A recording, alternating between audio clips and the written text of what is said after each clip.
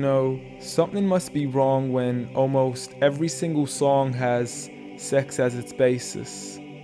When rap stars get famous after making lyrics that are shameless. When a woman is expected to sleep with a man who doesn't even know what her name is. And when artists are paid to degrade the very women that have made them. To the point they are nothing more than pieces of plastic that we can dispose of once they are no longer attractive. It's sickening and sadistic that this world's become so misogynistic. And you can call me unrealistic, but just listen to the statistics.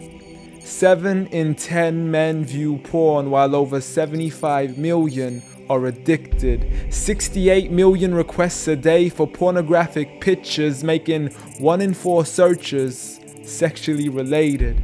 It's like nobody even knew she existed until she got naked, degraded and abused over and over again just to gain millions of views. It's a shame we've subdued to a definition of beauty which is so misconstrued, as we judge each other's looks off of Facebook likes, Instagram pictures to filter off what we really look like. See, we are so obsessed with our outside, we have slowly lost sight of who we really are in real life.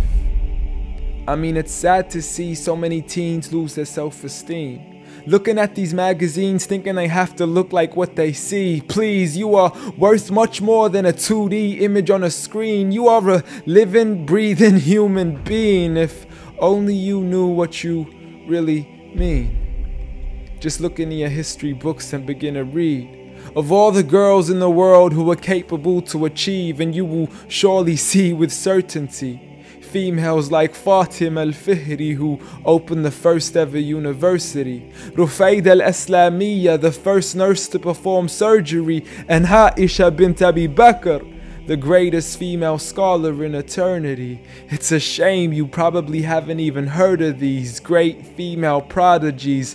Honestly, we don't need to give up our modesty in order to be successful. For you are worth much more than a commodity that is sexual. You have so much more potential if only you knew your worth.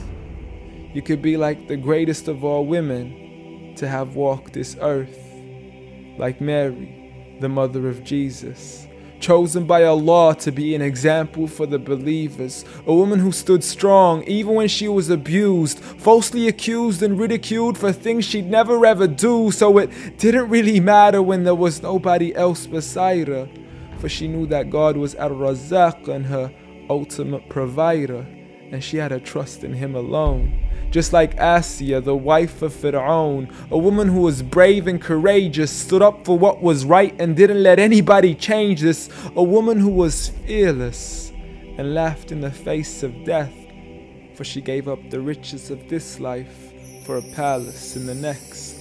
Next up, Khadija, the mother of the believers, a wealthy merchant who had nurtured the Prophet for over 25 years, his first wife, the love of his life and the mother of his kids. She was the first to believe in him when nobody else ever did. She just is, beyond any words that can make you understand. So much so that even Allah sent her His salam. She was grand and Allah assured her, just like her daughter, Fatima, the master of all women in paradise, a woman who would shine so bright she was nicknamed as Zahra, the splendid one with the most generous of hearts, a woman who gave up so much of her food she had no choice but to fast. She would fight on behalf of her father even as a little girl.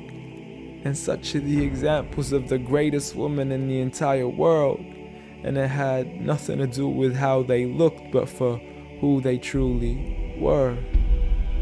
So ignore the standard of success defined by society, when God has said that the best of mankind are those who have piety, regardless of your shape, your color, or your race. For God does not look at your bodies, nor does He look at your face. Rather, He looks towards your heart and checks your faith. So at the end of the day, it doesn't matter what the people say or who they think you are, when you could be like the greatest of all women in the eyes of Allah. The greatest woman